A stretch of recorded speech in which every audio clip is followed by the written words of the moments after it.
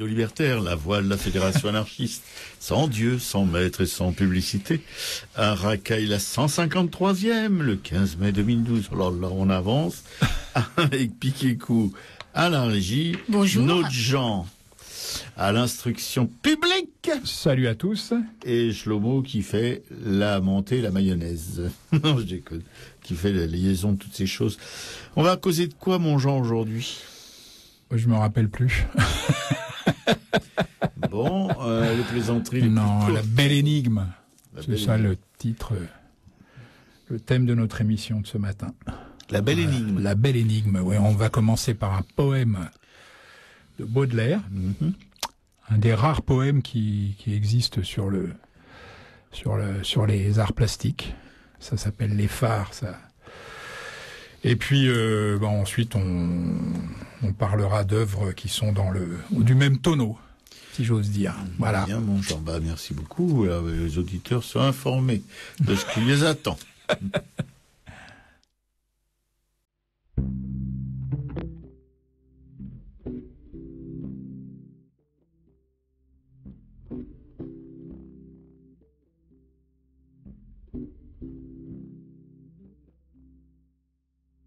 Je m'appelle Moussa, j'ai 10 ans.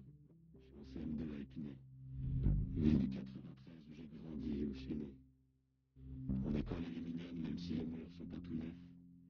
À chaque salle, il y a plein de bruit. Dans ma classe, on est 29.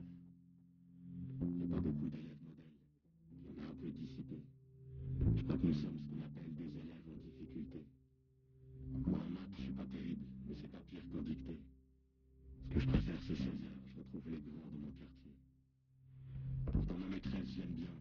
Elle peut être dure, mais elle est patiente. Et si jamais je comprends rien, elle me réexplique, elle est patiente. Elle a toujours plein d'idées et plein de projets pour les sorties. On n'a que 2 cartes par an qui sont prêtées par la mairie. Je crois que mon école, elle est pauvre. On n'a pas de salle informatique. On n'a que la cour et le préau pour faire de la gymnastique. À la télé, j'ai vu que des classes faisaient du golf en EPS. On n'a que des tapis, des cerceaux. Et la détresse de nos maîtresses.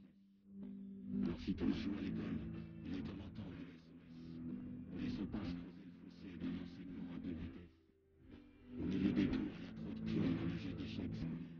Laissons pas l'endroit devenir fou dans des défaites spectaculaires. L'enseignement en France va mal, personne ne connaît la vérité. Les zones d'éducation prioritaires ne sont pas des priorités. Les classes sont surchargées, pas comme la paye des profs féminés. On supprime des effectifs dans des écoles déjà en apnée. Faut ajouter des profs et d'autres métiers qui prennent la relève. Dans les quartiers les plus ordinaires, créer des classes de 15 élèves. Ajouter des postes d'assistants ou d'auxiliaires qui aident les noirs, qui connaissent les parents et accompagnent les enfants les plus en retard. L'enseignement en France va mal, l'État ne met pas assez d'argent. Quelques réformes à 2 balles pour ne pas voir le plus urgent. Un établissement scolaire sans vrais moyens et pas puissant. Comment peut-on faire des économies sur l'avenir de nos enfants? L'enseignement en France va mal car il rend pas les gens égaux. Les plus fragiles tirent l'arme, mais on étouffe leur égo. L'école publique va mal car elle a la tête sous l'eau. Il n'y a pas d'éducation nationale, mais des moyens de survie locaux.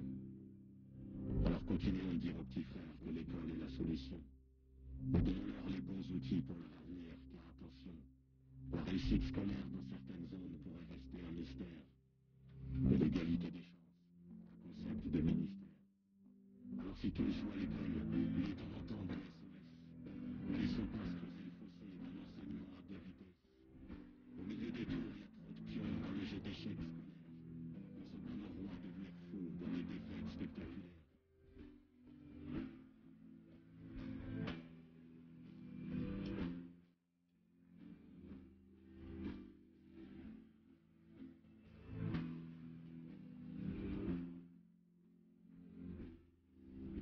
Je m'appelle Moussa, j'ai 10 ans.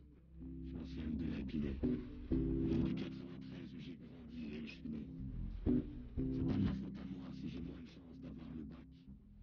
C'est simplement parce que je vis là que mon avenir est un cul-de-sac. C'était Grand Corps Malade qui interprétait Éducation nationale. Et tout d'abord, je redonne le numéro du studio, le 01 43 71 89 40, si vous voulez nous joindre pendant les pauses musicales de l'émission. Merci Piquet-Cou sur Radio Libertaire, la voix de la Fédération anarchiste, sans Dieu, sans maître, sans pub, à Racaille la 153e, avec tout de suite la mini-tube de Luminance de Momo la Science, qui est à ma gauche, et qui me laisse gentiment prendre la parole en prom. Bien, après cette chanson de Grand Corps Malade, je ne peux qu'intervenir sur la question de l'éducation nationale. Nous sommes dans une classe de CM2. D'un côté, il y a Marie-Cécile et de l'autre, il y a Kevin ou Mohamed. Alors, la maîtresse, le sujet, c'est de... il y a le sujet et il y a l'action. Et donc, la maîtresse montre à Marie-Cécile une photo de chien. Et elle lui demande, qu'est-ce donc, Marie-Cécile, que ce chien? Elle lui dit, maîtresse, c'est un lévrier greyhound. La maîtresse, stupéfaite, elle retourne l'image. Effectivement, Marie-Cécile, mais comment pouvez-vous savoir des choses comme ça? Enfin, c'est étonnant. Bon, Kevin, ou Mohamed, selon. Même question, Kevin, qu'est-ce que tu vois sur cette photo? Un wawa. Kevin, on n'appelle pas ça un wawa. Wawa, c'est l'action. Mais le sujet, Kevin, wawa. Kevin, écoute, mais regarde bien, il n'a pas un nom, ce Wawa. Wawa. Bon, Kevin, je pense que tu vas avoir une note, enfin, c'est même pas une note, c'est une évaluation, parce que maintenant, vous savez que dans l'éducation nationale, les instituteurs ont des feuilles d'évaluation, ils mettent des croix en face des noms.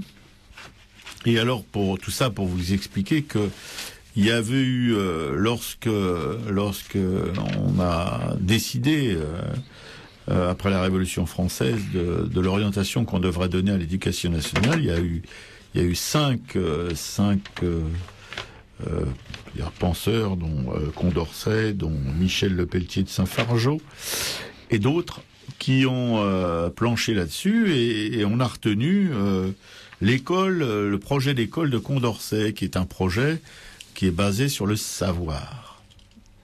Et depuis donc cette grande époque, toute l'éducation nationale de notre beau pays s'est faite sur le concept de savoir.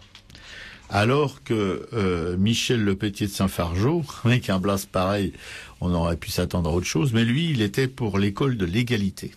C'était refusé. Alors il faut comprendre que l'école du savoir, c'est une école en fait qui favorise l'élite, comme Marie-Cécile par exemple, qui est d'une famille où on sait ce que c'est qu'un lévrier greyhound, et contrairement à la famille de Kevin où on appelle un chien un wouhou ou un wawa, parce que tout petit, ses parents lui disaient tiens, un wawa. Et voilà. Et donc Kevin ou Mohamed n'iront pas beaucoup plus loin dans leur scolarité. Et oui, c'est vérifié, puisque en 1945, par exemple, pour pas remonter trop loin, il y avait 1% de fils d'ouvriers dans les universités, et en 2008, les dernières statistiques, il y en a toujours 1%. Voilà.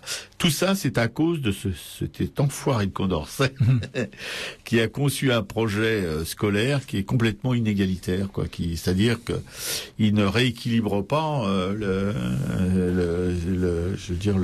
l'espèce de manque qu'il y a évidemment entre les familles modestes et les familles moins modestes, quoi, où il y a un savoir, où il y a une culture qui se transmet, comme la culture du lévrier greyhound. Voilà. Ça pour dire que l'éducation nationale aujourd'hui, c'est pas vraiment une éducation nationale pour tous, c'est une éducation nationale pour quelques-uns, et ces quelques-uns se traduisent par exemple, c'est un petit peu alambiqué ce que je vais vous raconter, mais par exemple, notre président de la République a fait comment ça s'appelle, Sciences Po, et après l'ENA, c'est le parcours obligé, et il y a un comique trompier qui s'appelle, comment donc Piquet-Cou s'appelle ce comique trompier dont je tire Franck Lepage. Franck Lepage, voilà. Donc le Franck Lepage, c'est quelqu'un qui est issu d'un milieu pauvre, un milieu ouvrier, et qui par une chance extraordinaire, par son intelligence, a réussi, s'il fait partie de ces 1% d'ouvriers qui a réussi à rentrer à Sciences Po. Il y est resté malheureusement, ou heureusement pour lui, qu'1 an. Et son expérience à Sciences Po, c'est quand il est arrivé dans cet établissement, il était le seul prolo d'ailleurs de sa promotion, et pratiquement tous les élèves étaient des descendants d'aristocrates. Mais c'est sérieux ce que je dis. Donc on retourne à notre petite Marie-Cécile là. Et lui, il avait un costume, sa maman s'était fendue vraiment, elle avait cassé la tirelire pour lui acheter un costume Ted Lapidus avec le bodygraph et tout ça. Tu vois. C'était le sur-mesure du pauvre quoi. Et il y a dans un couloir de Sciences Po, il y a un élève qui s'arrête auprès de lui, qui regarde sa veste, qui voit Ted Lapidus, un petit ricanement et il s'en va. Voilà. Bon, vous pouvez. Ah là là, bonjour. Oui, oui, vous pouvez écouter tout ça sur le net. Il y a donc ce Franck Lepage qui est vraiment. Il a des métaphores extraordinaires. Il arrive à faire comprendre toute cette inégalité, toutes ces injustices en expliquant la technique du parapente. Et c'est vraiment extraordinaire. C'est un type. Et alors lui, il fait partie d'un groupe folklorique là. Qui fait une coopérative qui fait justement des conférences comme ça, des ateliers, etc. pour essayer de mieux comprendre comment tout ça fonctionne. Voilà. Ouais, c'est la Scope Le Pavé. Si jamais vous voulez voir ça sur le net, il faut taper Scope Le Pavé. Et là, on a accès à toutes les vidéos des spectacles de Franck Lepage et de ses coopérateurs. Voilà. Bon, ceci dit, cet enfoiré de Condorcet, c'est un peu vite dit. Hein, parce que s'il avait présenté un projet un tant soit peu plus égalitaire, on va dire qu'il n'aurait pas été retenu. Non, mais il y a un peu... non, ouais, bonjour. Il y avait un risque. Oui, il y avait un risque, bien sûr. Bon. Ouais. Moi, je vais continuer la série entamée la semaine dernière avec les bijoux de famille. Tu sais, ces fleurons de l'industrie française qu'on laisse se noyer dans la mondialisation, hein, qui représentent évidemment des milliers d'emplois, hein, quand ce ne sont pas des dizaines de milliers. Hein.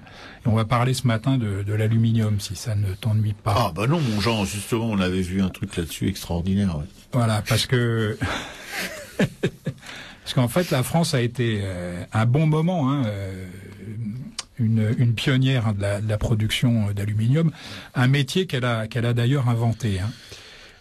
Aujourd'hui, les dernières usines sont menacées. Hein. Il en reste 2. Quand je dis les dernières, il en reste 2. Hein. Une à Dunkerque et une à Saint-Jean-de-Maurienne, mais on va le voir un peu plus loin.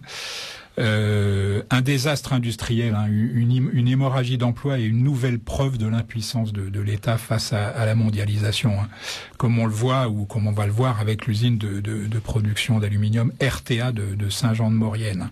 3000 personnes en vivent encore, plus ou moins indirectement. Hein. Elles étaient 23 000 il y a 3 ans. Voilà. En 3 ans, on est passé de 23 000 à 3 000. Hein. Mais l'enjeu dépasse les frontières de la Savoie. Hein. Durant la campagne présidentielle, tu auras remarqué, et puis Kékou aussi, que les candidats ont tous pleuré, hein, plus ou moins, sur la désindustrialisation. Ce matin, c'est terrible. Non mais Ado va y arriver, mon Jean. Et notamment le produisons français de François Bayrou. Enfin bon. L'indépendance de la France dans la production de ce métal stratégique utilisé dans le bâtiment, hein, l'automobile ou même l'aéronautique ne tient plus qu'à un fil, hein, si j'ose dire. Entre la France et l'aluminium, c'est pourtant une très longue histoire. Hein. Les Baux-de-Provence, par exemple, hein, où le minerai fut découvert, ont donné son nom à la bauxite. Tu savais ça? Oui, bonjour. Toi, tu sais tout. Non, c'est pas ça, c'est que j'ai habité... Tout ce qui concerne la Provence. Oui, bah oui, hein. Et les Baux, c'est magnifique, d'ailleurs, entre nous. Un peu touristique, mais magnifique. Ce lecteur de Giono est au courant de tout ce qui touche à la Provence. C'est dans le Gard aussi, en 1860, que celle-ci fut pour la première fois au monde utilisée industriellement. Hein. Et c'est un Français et un Américain, séparément mais en même temps, qui ont en 1886 inventé le procédé de transformation de l'alumine en aluminium, hein, par électrolyse. Depuis, la recherche française n'a jamais failli à sa réputation. Hein. En 2003, au terme d'une OPA mémorable, hein, le Canadien Alcan n'a fait qu'une bouchée de Péchinet. Tu te rends compte, un groupe comme Péchinet, 2 cuves d'électrolyse sur 3 dans le monde étaient alors sous licence Péchinet. Hein. Mais la droite au pouvoir a laissé filer le fleuron national. Hein. Et Nicolas Sarkozy répète souvent qu'il ne l'a toujours pas digéré. Bon, enfin, on sait ce que ça veut dire. Hein. Fleurange, Gandrange. Enfin, bon, ce que Sarkozy ne digère pas n'empêche pas de dormir. Hein. Un sénateur UMP de Savoie en est même venu, discrètement, hein, tout de même, à regretter le temps de la nationalisation par la gauche en 1982.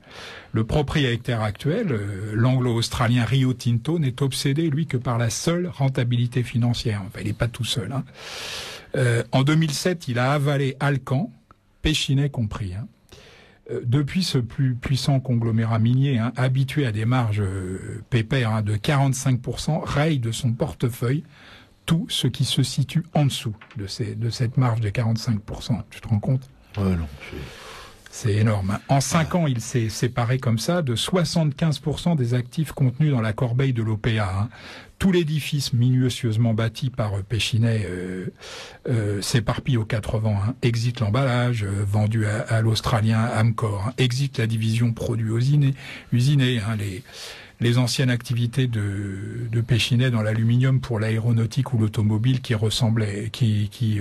représentaient 11 000 salariés répartis sur 70 sites hein, ont été cédés en grande partie au fonds d'investissement américain Apollo.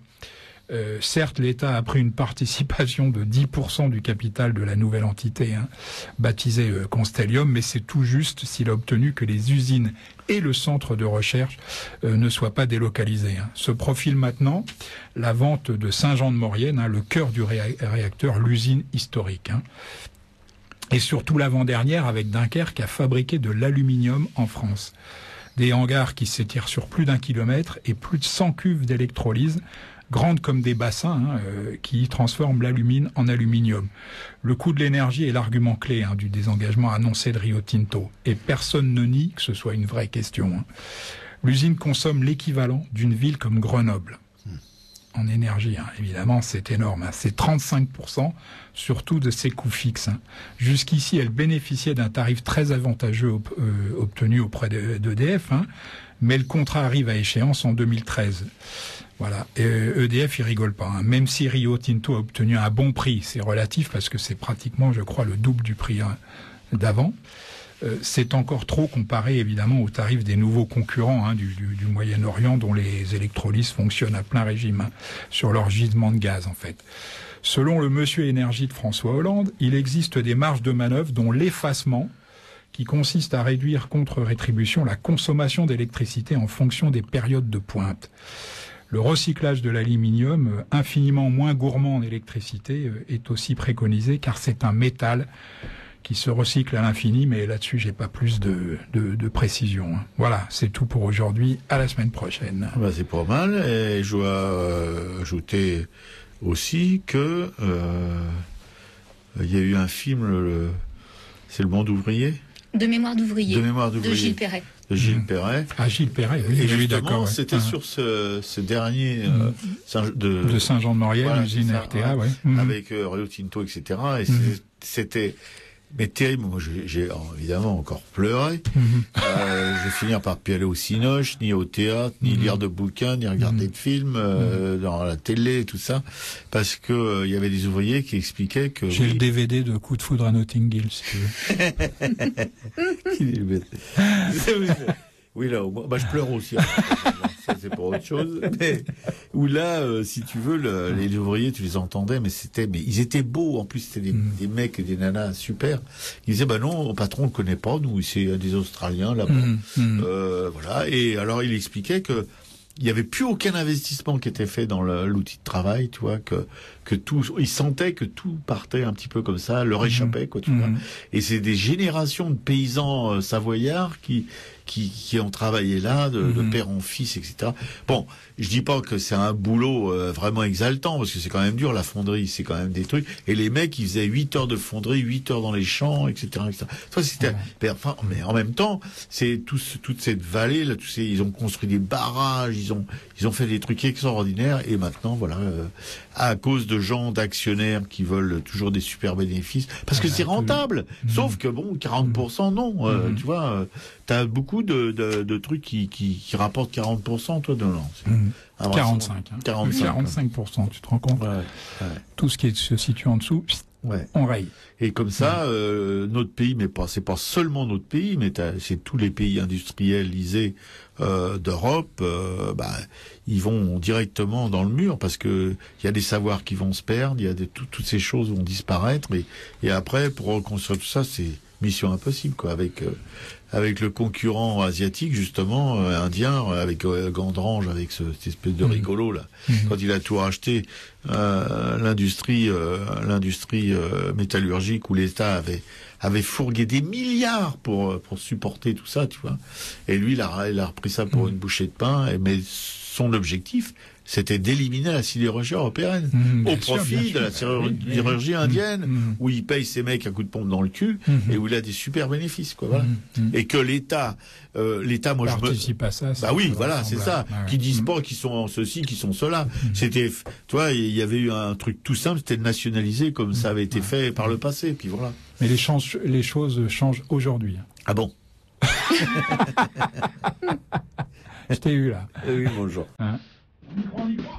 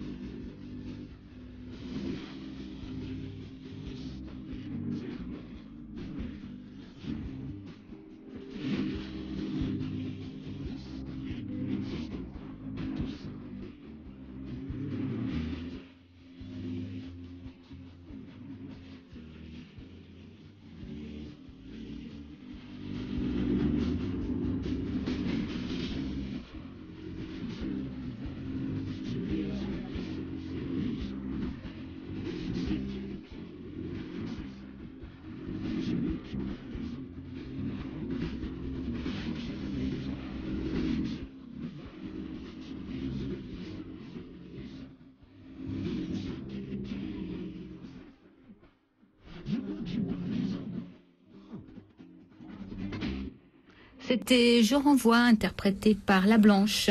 Eh bien, tout ça sur Radio Libertaire, à la voix de la Fédération anarchiste, sans Dieu, sans maître et sans publicité. Alors, à la 153e, Piquet-Cou qui nous a concocté ce programme musical, Montjean qui nous a concocté toute l'émission, et pour tout de suite, Montjean, qu'est-ce que nous allons raconter d'ici Eh bien, vous le faites tous les deux ou pas? Alors, oui, Montjean, ouais, on l'a répété, tu sais. Hein. Oui, c'est vrai. On a déclamé, mais on a dit on va le faire à Jean, on va lui déclamer façon, tu sais, Sarah Bernard. Voilà, on avait déjà vu Baudelaire pour sa critique d'art, parce qu'il a beaucoup gagné sa vie. Il avait d'ailleurs la dent très très dure, à part quelques artistes qu'il avait choisi, les autres en prenaient pour leur grade. Et il y a aussi ce poème en fait de Baudelaire. Baudelaire, je le rappelle, c'est 1821-1867. Ce poème s'appelle Les Phares. Et il est tiré des Fleurs du Mal. Et l'auteur, il fait défiler quelques artistes qu'il considère comme remarquables. Il donne les noms, donc c'est assez pratique. Vous allez voir ça. Plutôt que de décrire l'une de leurs œuvres. Ce qui serait évidemment la tentation première, disons, en symboliste accompli, il crée pour chacun de ces artistes une image dont on va dire qu'elle est la quintessence de son travail. Rubens, fleuve d'oubli, jardin de la paresse, oreiller de chair fraîche où l'on ne peut aimer, mais où la vie afflue et s'agite sans cesse, comme l'air dans le ciel et la mer dans la mer. Léonard de Vinci, miroir profond et sombre, où des anges charmants, avec un doux sourire, tout chargé de mystère, apparaissent à l'ombre des glaciers et des pins qui ferment leur pays. Rembrandt, triste hôpital tout rempli de murmures et d'un grand crucifix décoré seulement, où la prière en pleurs s'exhale des ordures et d'un rayon d'hiver traversé brusquement. Michel-Ange, lieu vague, où l'on voit des Hercules se mêler à des Christ et se lever tout droit des fantômes puissants qui dans les crépuscules déchirent leur suaire en étirant leurs doigts. Colère de boxeur, impudence de faune, toi qui sus ramasser la beauté des goujats, grand cœur gonflé d'orgueil, homme débile et jaune, Puget, mélancolique empereur des forçats. Watteau, ce carnaval où bien des cœurs illustres, comme des papillons, errent en flamboyant, des corps frais et légers, éclairés par des lustres, qui versent la folie à ce bal tournoyant. Goya, cauchemar plein de choses inconnues, de fœtus qu'on fait cuire au milieu des sabbats, de vieilles au miroir et d'enfants toutes nus, pour tenter les démons ajustant bien leurs pas. De la croix, lac de sang, hanté de mauvais anges, ombragé par un bois de sapins toujours verts, où sous un ciel chagrin, des fanfares étranges passent, comme un soupir étouffé de Weber. Ces malédictions, ces blasphèmes, ces plaintes, ces extases, ces cris, ces pleurs, ces tédéums sont un écho redit par 1000 labyrinthes. C'est pour les cœurs mortels un divin opium. C'est un cri répété par 1000 sentinelles, un ordre renvoyé par 1000 porte-voix. C'est un phare allumé sur 1000 citadelles, un appel de chasseurs perdus dans les grands bois. Car c'est vraiment, Seigneur, le meilleur témoignage que nous puissions donner de notre dignité que cet ardent sanglot qui roule d'âge en âge et vient mourir au bord de votre éternité. Merci, mesdames et messieurs. Les Phares est donc issu des Fleurs du Mal. Alors, il y a multiples éditeurs qui l'éditent toujours. Vous pouvez en commander une édition quelconque auprès de la librairie Publico, 145 rue Amelot, 75 011 Paris. Maître Robert. Robert Confi du Calvaire où le public me réveille à chaque fois tous les matins.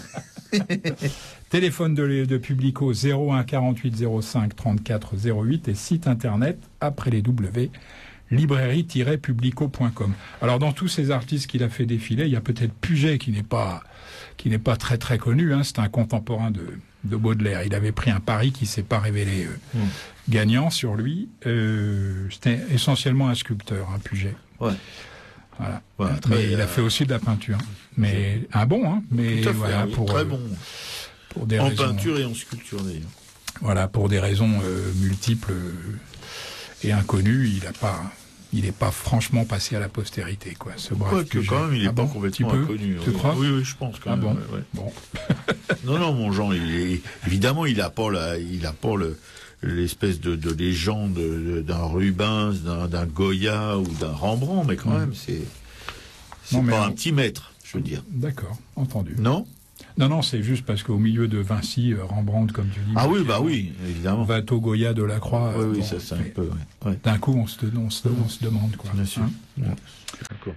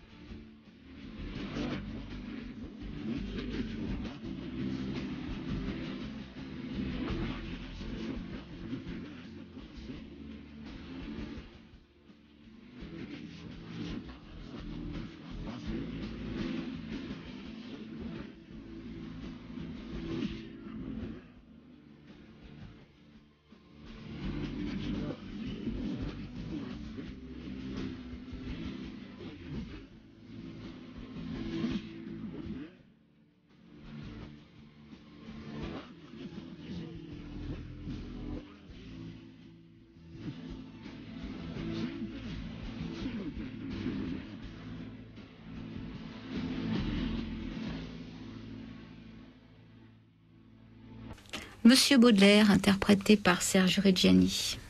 Sur Radio Libertaire, la voix de la Fédération anarchiste. Ah ben, on vous lâche pas, hein, la voix, elle nous lâche pas, en tout cas. Sans Dieu, sans maître, sans pub. Mon Jean. On va passer à l'histoire d'un tableau baudelairien, si j'ose dire, ouais. Le Silène ivre par Pierre-Paul Rubens. Ouais. Le tableau, sa confection a duré assez longtemps, puisqu'il aurait été commencé vers 1617 et achevé vers 1626. Ah oui, quand même. Ouais. Tu vois, donc ça fait quand même 9 ans, 8 ou 9 ans. C'est assez étonnant, hein, mais bon, je n'en sais pas plus à ce niveau-là. Voilà. C'est toi qui as choisi de nous raconter cette histoire, et je suis assez content parce que je trouve que ce Silène a quelque chose. Au premier abord, nous sommes devant une scène de bacchanal comme Rubens aimait tant à en peindre. Oui. Cependant, on n'en est pas moins en peine d'expliquer pourquoi le peintre a choisi ce personnage de Silène grotesque et assez secondaire dans la mythologie pour en faire à différentes reprises le sujet d'œuvres très loin d'être marginal dans sa production. Comme quoi on peut faire des œuvres majeures avec des personnages qui ne sont pas forcément des beautés ou des Apollons. grotesque. Non mais grotesque, j'ai bien précisé, dans la mythologie. Oui, bien sûr. Bien sûr. J'en ai fait tout à fait autre chose. Oui, en effet, Silène, père adoptif de Dionysos, chauve et bedonnant, souvent montré avec les oreilles et la queue d'un âne, n'incarne pas en sa personne les magnificences de l'Olympe. Ça, j'aime bien. Moi, c'est ce que j'aimais chez les Grecs, c'est que leur dieu était vraiment était quand même plus humain que les dieux uniques. Fils de Pan, à moins que ce ne soit d'Hermès, distraitement à coquiner avec une nymphe, ils étaient tous à coquiner avec quelque chose. Esprit des eaux et doué du don de prophétie, il avait, malgré son physique ingrat, l'art d'ensorceler par ses récits les femmes les plus rétives, si bien qu'il se trouva doté d'une nombreuse descendance. Oui.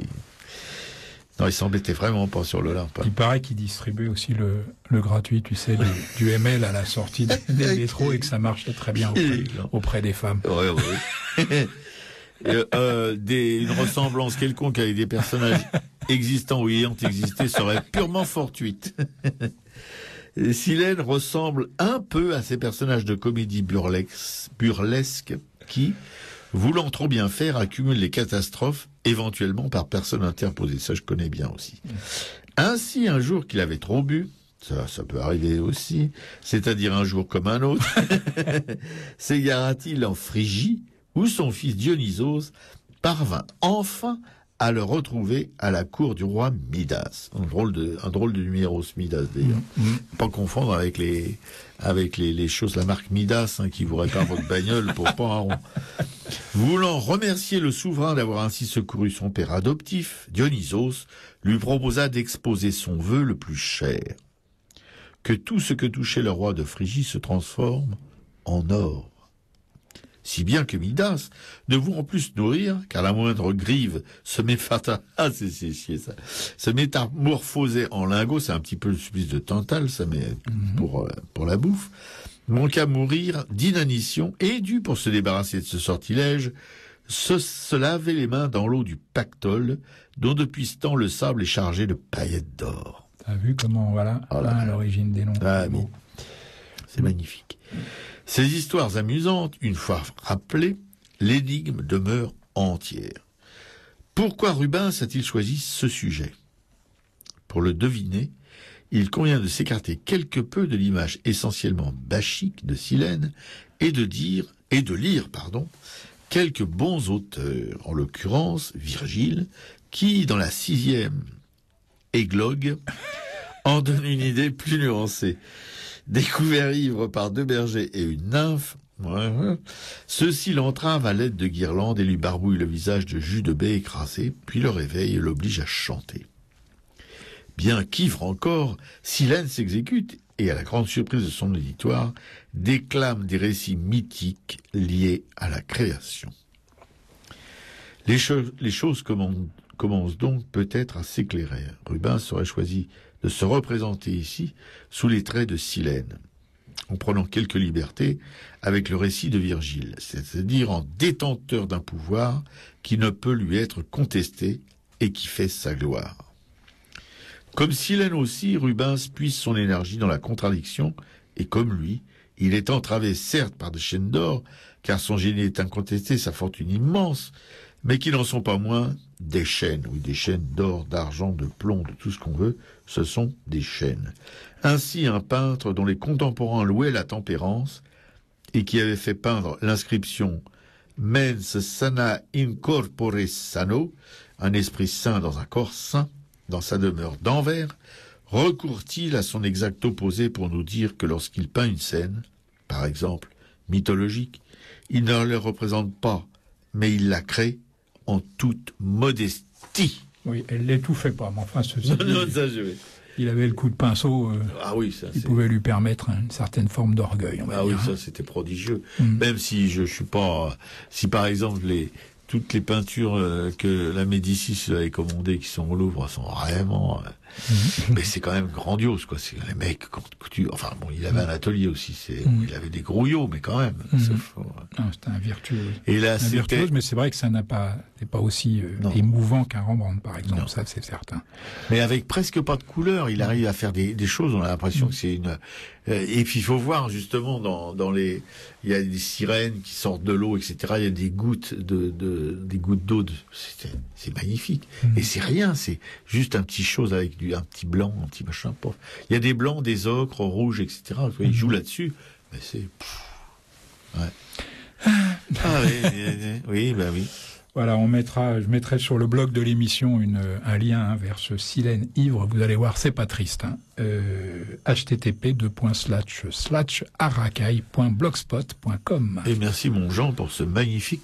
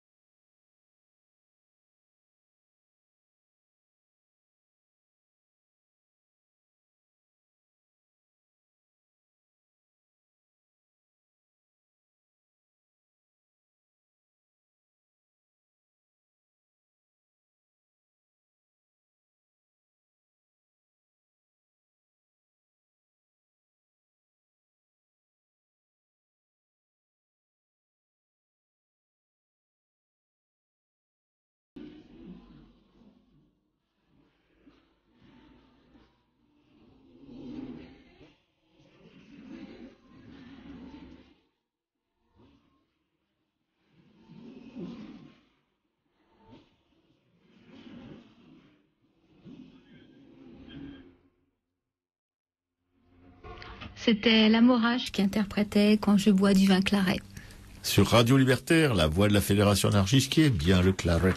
Et moi, quand je bois du vin claret, je mange du grenier médocain. Tu vois, sur le coup de 19h, là, je peux t'assurer que...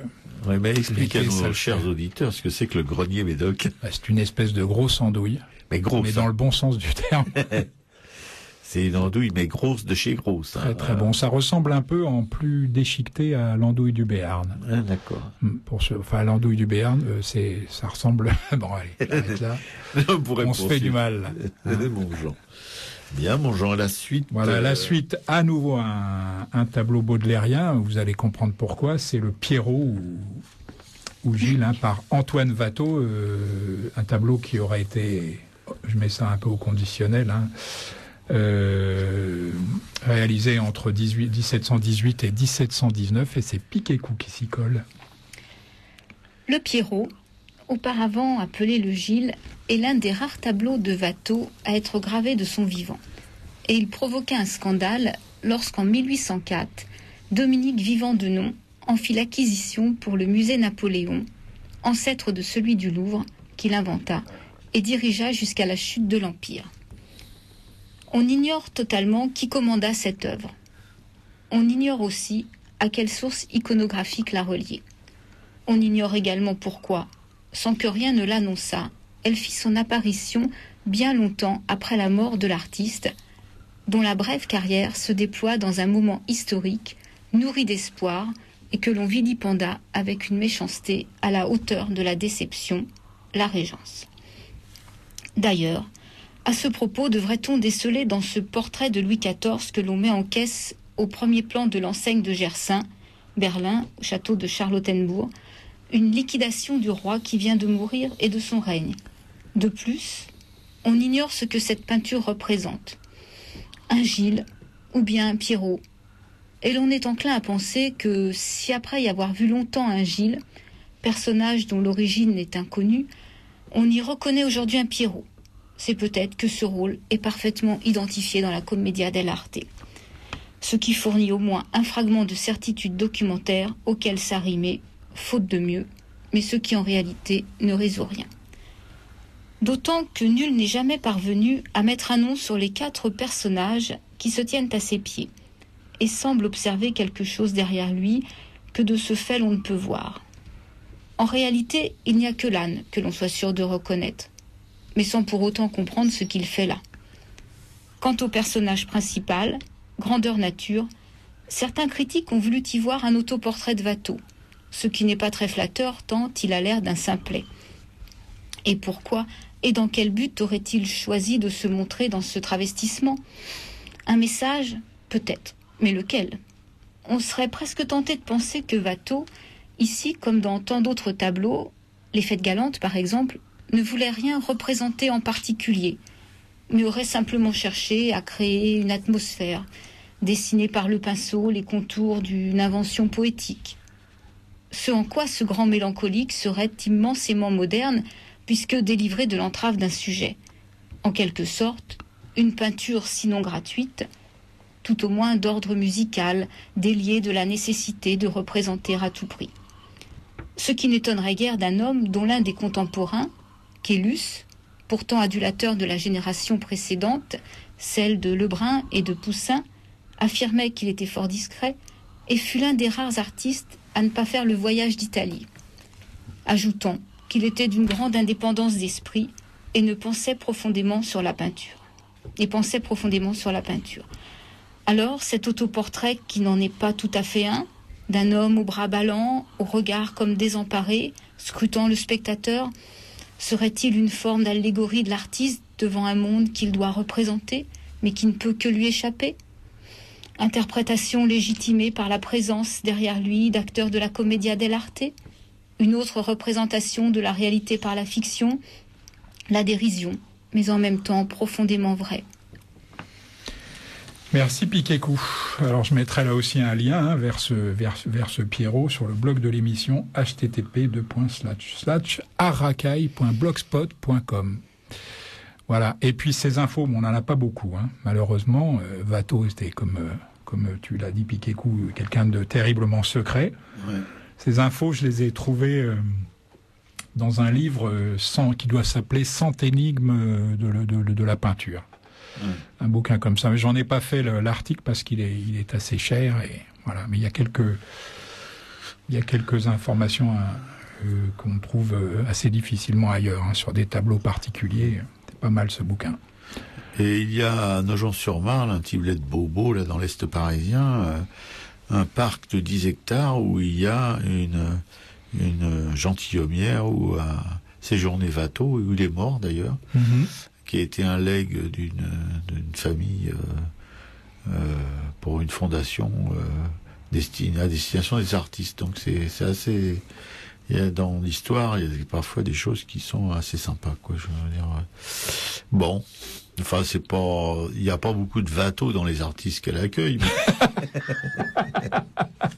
Oui, enfin il y en a de toute façon pas beaucoup. Non, il n'y en a pas beaucoup. Non.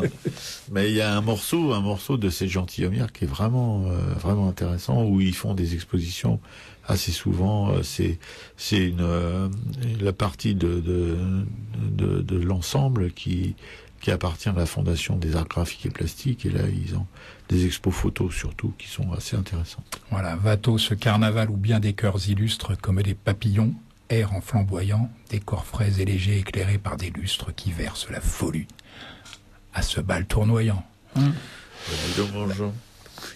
Non, c'est... Oui, non, mais je sais, mais... Bon.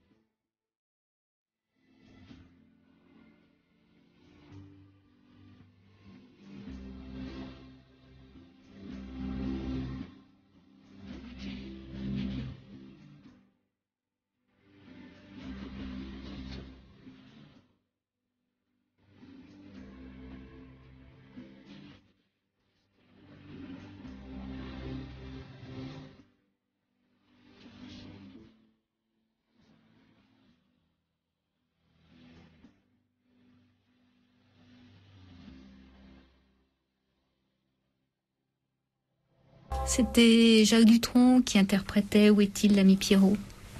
Sur Radio Libertaire, vous y êtes toujours avec tout de suite notre Jean qui va s'y coller. Oui, pour encore un artiste, le troisième aujourd'hui de ces phares en fait, qui est considéré comme des phares par Baudelaire, c'est Goya. Et en particulier le tableau appelé le Colosse. Mais vous allez voir, c'était un petit peu compliqué cette histoire. Parce qu'il est entré au Prado en 1931 et il a été longtemps considéré comme le Colosse, donc comme l'une des représentations allégoriques les plus puissantes de la guerre d'indépendance menée dans les années 1808-1814 par l'Espagne contre les armées de Napoléon, et comme un nouvel exemple de la puissance de démiurge de Goya. Pourtant, cette peinture n'en provoquait pas moins depuis quelque temps un certain malaise. Un détail jusque-là ignoré venait d'être révélé en fait par une macrophotographie. La présence du monogramme AJ en majuscule dans l'angle inférieur gauche du tableau. Signature ou marque de collection, difficile à dire, mais le doute était né et n'allait faire que prospérer. On découvrit ainsi toute une série d'éléments troublants jusqu'alors négligés, remontés à la surface. D'abord des maladresses d'exécution indignes de Goya, mais ça c'est le propre de la macrophotographie, elle révèle énormément de choses sur la touche. Des bras et des cuisses mal proportionnés aussi par rapport au dos. C'est aussi ce qui fait la force du tableau, donc c'était un peu compliqué. Et surtout par rapport à une gravure fameuse de Goya, là, représentant là on est formel, représentant un géant assis visible au Museum of Fine Arts de Boston, qui incitèrent à aller plus loin et à procéder à une suite de radiographies. Celles-ci provoquèrent un certain abattement chez les partisans de l'attribution du colosse à Goya. En effet, elles mirent en évidence un nombre exagéré de repentirs et de reprises qui n'étaient guère dans les habitudes du maître espagnol, et trahissaient plutôt un peintre peu sûr de son talent, ce qui n'était pas du tout le cas de Goya. Puis ce fut le paysage que l'on trouva bizarre et en tout cas bien éloigné de ceux figurant dans des œuvres à l'autographie incontestable. Même la foule parut tout à coup suspecte, tu vois, lorsqu'on la compara à d'autres œuvres de Goya, où chaque personnage est précisément traité, alors qu'ici, c'est plutôt une sorte de masse indistincte qui se répand dans une pénombre uniforme, sans rapport avec cette lumière limpide et froide qui est si caractéristique de la manière du peintre. Et puis au premier plan, cette espèce de rossinante, invraisemblable, rien à voir avec les chevaux des peintures splendides, des peintures et gravures que Francisco avait consacrées au corrida. Il fallut accepter l'évidence, ce tableau faisait partie de ceux si nombreux encore, injustement attribués à Goya. Restait à trouver un père à ce colosse. Comme souvent, c'est l'observation la plus factuelle qui ouvrit une piste. Le chariot, en fait, que l'on voit au bas du tableau, est caractéristique de la région de Valence, où on l'appelle d'ailleurs une tartana. On se tourna donc vers un peintre originaire de cette province, Asensio Julia. Non seulement les initiales de son nom correspondaient au monogramme, AJ, mais il avait été fort lié à Goya, je pense qu'on aurait pu trouver ça plus tôt, mais enfin bon. Mais il avait été fort lié à Goya, dont il fut un collaborateur dévoué. Celui-ci en fit d'ailleurs un très beau portrait d'Asensio Julia, où on le voit, la palette posée à ses pieds sur les échafaudages d'un chantier, avec la dédicace en bas à gauche, Goya à son ami Asensio. Et je peux vous dire qu'il n'a pas fait ça pour tous ses collaborateurs. Goya, voilà. Ainsi venait s'enrichir le catalogue encore un petit peu éthique du pauvre Asensio Julia, quelques portraits, souvent d'artistes d'ailleurs, et quelques scènes de bataille. Il est important de préciser que Goya fut l'un des peintres les plus copiés de l'histoire, et cela dès son vivant. Et c'est tout à l'honneur des conservateurs du Prado que d'avoir eu le courage d'admettre la vérité, quitte à perdre un chef-d'œuvre, lequel, à la réflexion, s'il n'est plus tout à fait un chef-d'œuvre, reste incontestablement émouvant. C'est pas parce qu'on a découvert qu'il était de quelqu'un d'autre que c'est pas un grand tableau, ce colosse. Moi, j'aime beaucoup ce tableau. Voilà. Asensio Julia, bravo. Et puis bravo aussi aux conservateurs quand même, parce que ça a pas dû être une décision facile à prendre. Bien sûr, oui, mais non, mais ça c'est. Moi, je pense que c'est les... C'est un des fleurons du musée. Hein. Ça les honore. Ouais, ça les honore. Ouais. Tout à fait. Voilà, un lien vers ce colosse sur le blog de l'émission, http://aracaille.blogspot.com. Merci, mon Jean.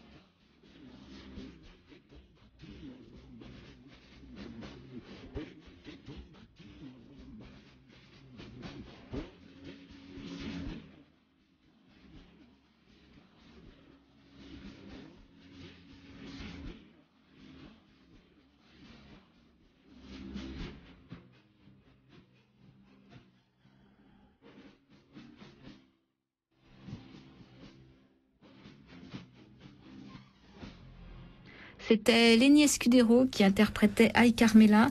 Donc Ay Carmela est une chanson dont le titre est El Paso del Hebro. C'est une chanson populaire du 19e siècle en fait qui était chantée par les soldats espagnols qui luttaient contre les troupes napoléoniennes.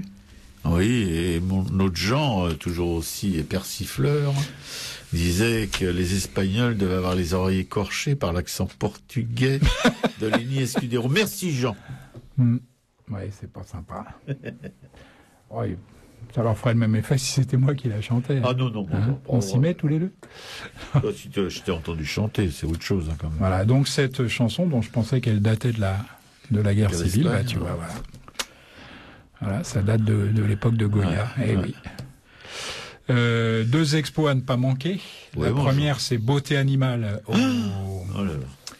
au Grand Palais, hein, avenue Winston Churchill. Encore que je me demande si c'est pas à l'autre entrée. C'est les photos de Marilyn Monroe, de James Manson, je sais pas quoi. Beauté animale d'Ava Gardner. Ava Gardner, oui. C'était elle qu'on disait le plus bel animal du monde. Ouais. Ava Gardner. Ouais, j'étais pas très loin d'être d'accord d'ailleurs quand j'étais jeune. Ah bah oui, mon Jean, t'étais pas tout seul. Voilà, donc le Grand Palais, avenue Winston Churchill, hein, dans le 8e arrondissement de Paris. Et c'est valable jusqu'au 16 juillet 2012, cette exposition beauté animale. Voilà. À toutes les époques et dans toutes les civilisations, on peut le dire. Hein, les artistes ont puisé leur inspiration dans la faune sauvage ou domestique. Hein. De Dürer à Jeff Koons, Jeff Koons. Chef Koons, l'artiste contemporain préféré du sortant, en passant par Rembrandt, hein, tout de même. J'aime bien mettre Dürer, Chef Koons, Rembrandt, Géricault, Van Gogh ou Giacometti sur la même ligne, non? Tu trouves pas ça sympathique, hein, c'est gentil. Ouais. L'exposition explore les rapports que les artistes entretiennent avec les animaux, hein, et la façon dont ils les ont représentés. Hein. Anatomique, naturaliste, voire symbolique, hein, etc. Elle fait défiler tout un bestiaire, hein, qui se divise entre animaux nobles et animaux de mauvaise réputation. Ouais, bah moi j'en ai deux de très mauvaise réputation. Oui. Animaux. Qui sont qui sont mon loup... Mon loup qui pue, qui pète. De Patagonie, là, qui pue, qui pète, qui prend son cul pour une trompette. Et puis mon chat à 6 pattes, 6 doigts à chaque patte. Le chat, c'est bien pire, hein. La mauvaise réputation du chat. Lui, il ne vient que pour bouffer, c'est tout. Je le vois jamais. Non, mais je veux dire, dans l'histoire, les chats ont été beaucoup plus martyrisés que les chiens, on va dire. Hein. Et puis, parce qu'évidemment, animaux nobles et animaux de mauvaise réputation, il faut mettre ça entre guillemets. Hein. Bon, on connaît la noblesse du cheval, alors qu'il y a des chevaux qui sont des... Enfin bref. Bon, et puis la deuxième exposition... Des chevaux qui sont des vrais rossinantes. Exactement. Comme dans Goya, là. Et puis la deuxième expo, c'est Miniatures flamandes. Ça, c'était à la BNF sur le site François Mitterrand, hein, donc quai François Mauriac, hein, dans le 13e arrondissement de Paris.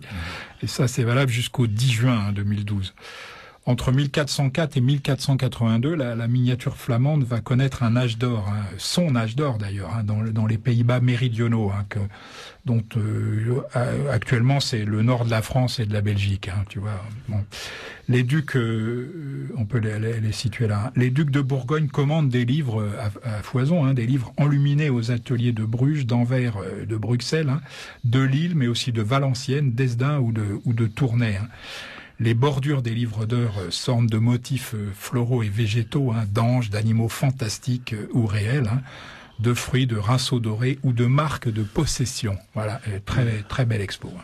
Très belle expo et la filiation, c'est maintenant, vous savez que dans le nord de la France, en Belgique particulièrement, ce sont les dessinateurs de BD qui ont pris la relève. C'est un autre genre d'illustration. Voilà. Bon, c'est bien. Moi. Voilà pour les expos. Merci mon Jean.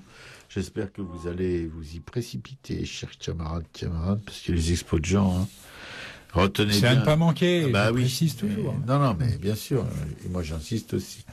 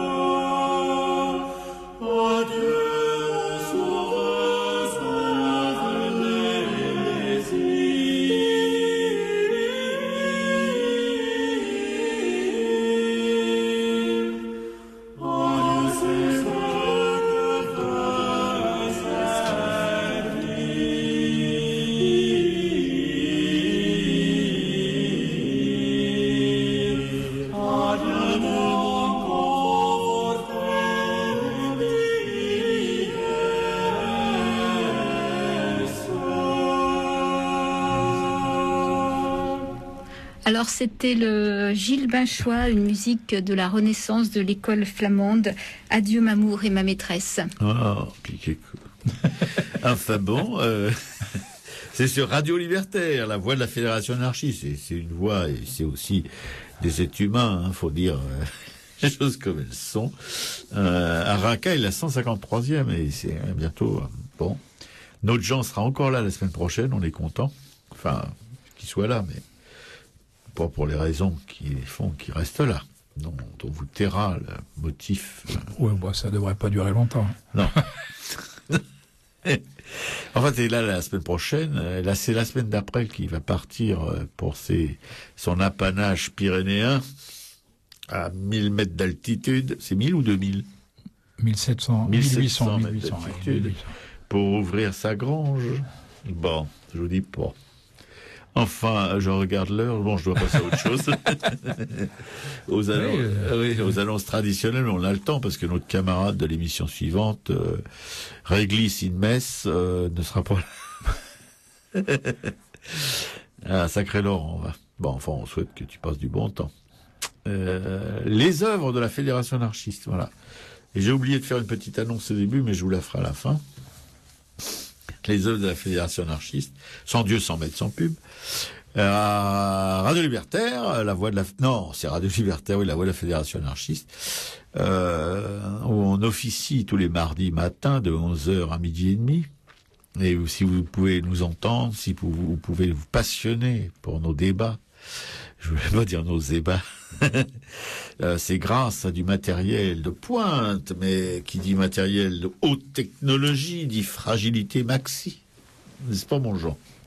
Toi qui es plus technicien que moi, en tout cas dans ces matières-là. Oh, oui. Ah non, mais tu arrives quand même à dessiner avec ta souris, avec un ordinateur. Moi, je suis incapable de faire ça, pour dire.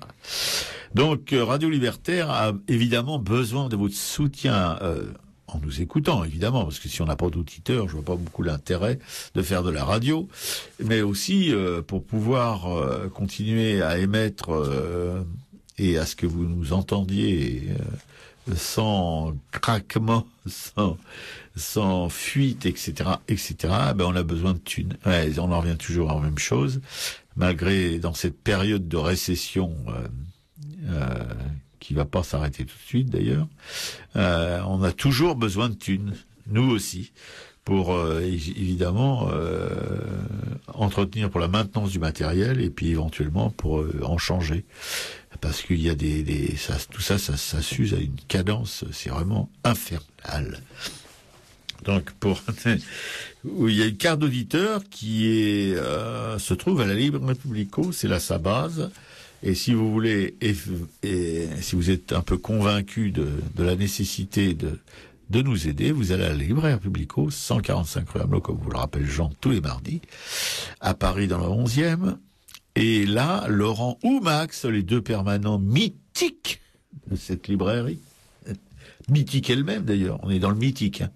Eh bien, ils vous délivreront cette carte d'auditeur moyennant une rétribution de 20 €. Voilà, pour ceux qui peuvent, évidemment. Et ceux qui peuvent encore plus, ils peuvent en prendre pour plus. Bon.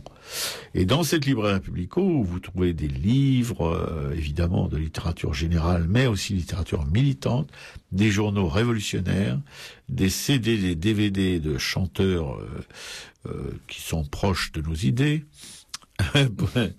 et de fly, de vêtements, de t-shirts, de suites, enfin tout un petit bazar comme ça qui aide la librairie aussi à pouvoir se maintenir à flot, parce que vous savez que les librairies militantes, librairies en général, mais les librairies militantes en particulier, sont vraiment en danger, comme sont en danger à peu près toutes les structures indépendantes, que ce soit la librairie, que ce soit la radio, que ce soit qu'une radio associative, et libre, c'est-à-dire sans publicité. Donc on a à rendre de compte à personne, sauf à nous-mêmes.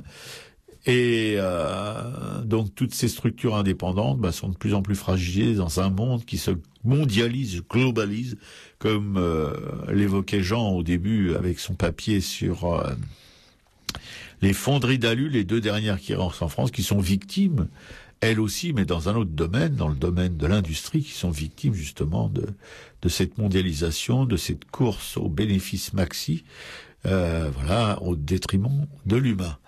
Alors une librairie comme la librairie Publico, c'est avant tout et éminemment humain. Vous rencontrez là-dedans des êtres humains qui sont Laurent et Max, qui sont à votre écoute, qui peuvent vous conseiller, qui peuvent répondre à vos questions, si vous en avez, sur notre mouvement, sur l'anarchie, parce que évidemment, c'est mieux, presque mieux que le lire dans les livres, que le message soit délivré par des êtres humains.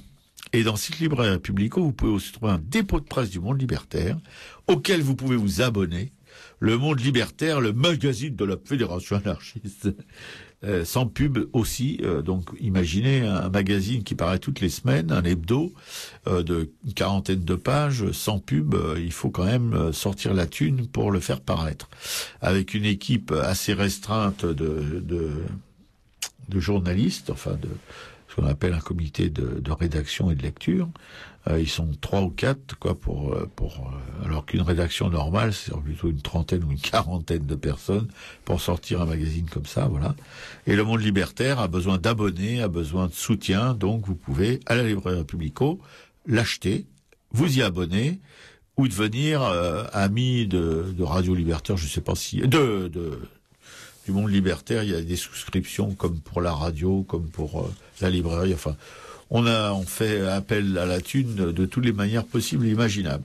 Ce Monde Libertaire, avec des articles de fond, des articles plus militants, des brèves, et vous avez aussi quelques émissions de radio qui sont éventuellement dans une page consacrée à la radio, que vous pouvez où vous pouvez vous informer sur leur périodicité, des événements à Paris, des événements en province liés au monde liés à notre mouvement. Et j'ai à peu près tout dit. Dans quelques kiosques de la capitale, vous pouvez le trouver. Et il y a aussi en ce moment un gratuit qui est distribué par des militants, et particulièrement, enfin, c'est pas particulier, mais on est au courant, puisqu'on les a vus, qui sévissent sur la ligne numéro 2, entre Nation et Ménilmontant et Nation, parce qu'ils font la navette jusqu'à temps qu'ils aient écoulé leur stock, voilà. Donc, si vous avez envie d'avoir un Monde Libertaire gratuit, un supplément, Monde Libertaire. Vous allez prendre le métro, la ligne 2, le mardi matin, entre 9h et 9h30. Ce sont des milliers d'exemplaires qui partent ainsi. Oh, on parle pas, mon Jean. Voilà, je crois que j'ai fait le tour de la question, sauf que j'ai oublié de vous dire l'intro de l'émission. Qui est l'intro de l'émission? Je la connais pas par cœur depuis 153 émissions. Je serais incapable de vous dire ce qu'il y a dans cette intro. Alors, cette émission, je vous le rappelle, puisque je l'ai pas fait au début, concerne l'artiste dans la société.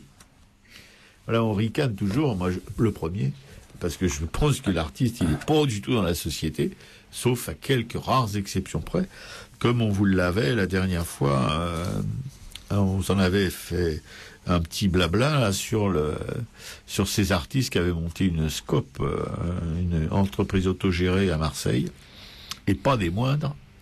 Il y avait des mecs quand même dedans. Je crois que même Chagall y est passé. Enfin, il y a tout un tas de gens qui sont passés en partance pour l'Amérique, mais ils ont fait un stage à Marseille, aux fruits mordorés. J'aime bien le titre, le fruit mordoré. Et ça fonctionnait très très bien, jusqu'à ce que les Allemands arrivent, évidemment. Bon. Donc il y a des artistes qui se bougent le cul, ils sont très rares, hein, mais bon, il y en a. L'artiste en dehors de celle-ci, bah oui, là par contre, là il y en a, ils sont tous en dehors de celle-ci. Quand il s'agit en tout cas de prendre des responsabilités, l'artiste et l'engagement politique, alors là c'est le grand vide, je veux dire, sauf encore quelques rares exceptions. Surtout, je crois, chez les écrivains, je pense, comme Camus, des gens comme ça. Bon, bref. L'artiste et la religion, ben là, évidemment, les artistes, vous savez, ils sont toujours dans le truc un peu ésotérique. La religion, on ne sait jamais. Hein. Si ça existe, il vaut mieux être d'accord avec. Si ça peut rapporter, hein, c'est comme le loto. Et l'artiste et la science, et là, c'est un grand désert blanc, puisque depuis très longtemps, les artistes sont plus maqués à la science, parce que peut-être que la science devient un petit peu trop compliquée pour eux, ou peut-être qu'ils ont un peu moins cultivé que des gens qui donnaient dans la science des artistes comme Vinci, comme gens comme ça. Et puis l'artiste et l'autorité, alors là, c'est tout un programme. Vous savez que quelques anarchistes sont amusés à chanter la chanson de Brassens là, qui s'appelle la chanson de Brassens. Je vois que, bravo. Marché de Brive-la-Gaillarde. Ni Dieu. Maréchal des Logis, là. Oui, Maréchal des Logis. Bon, enfin, une chanson de Brassens qui est très connue, mais qu'ici, on a complètement oublié. On va avoir bonne mine, j'aurais mieux fait de fermer ma gueule. Bref, ils se sont fait encabaner à cause de ça. Il y a même eu un procès parce que l'autorité n'a pas apprécié que on se foute de sa gueule. C'est pas le marché de Brive-la-Gaillarde ? Non. C'est pas le titre de la chanson, le marché de Brive-la-Gaillarde. Au marché de Brive-la-Gaillarde à propos de Bottolignon ? Oui, c'est cette chanson-là, mais le titre, c'est ça. Voilà, oui. C'est pas le marché. Non, c'est oui, enfin bref. Vous connaissez la chanson. Donc, c'est l'hécatombe. L'hécatombe, voilà. Pour hécatombe. Ça a mis un moment à revenir. Oui, voilà. Bon, l'hécatombe. On est sauvés, parce que là, on aurait entendu jaser dans le quartier. Bon, pour hécatombe, des camarades anarchistes se sont fait planter. Alors, chanter hécatombe, imaginez, en France, au XXIe siècle, en 2012. Non, mais je suis un peu perturbé, je dois dire. En 2012, ils se sont fait bananer. Et il y a même eu un procès. Il y a des camarades qui se sont cotisés pour payer tout ça, quoi. Mais enfin bon. On n'est pas quand même... Bon, c'est pas la dictature, faut pas déconner non plus, mais enfin, ça, des fois, on se demande si ça en prend pas un peu le chemin quand même. Mon Jean. De Jean, il a l'air... On sera jamais trop méfiant. Ah oui, non, mais ça, il faut jamais relâcher son attention. On lâche rien. Ouais, très bien, on lâche rien, on aurait dû finir là-dessus, malheureusement. Il n'y a plus de musique. On a commencé là-dessus la semaine dernière. Non, mais on n'en a jamais assez, tu sais bien. Bon, la prochaine fois. Bon. Eh bien, écoutez, on se termine comme ça, mon Jean. Voilà. Bon. Salut à tous, à la semaine prochaine. Salut à tous, à la semaine prochaine, avec Jean. Énigmatique banalité.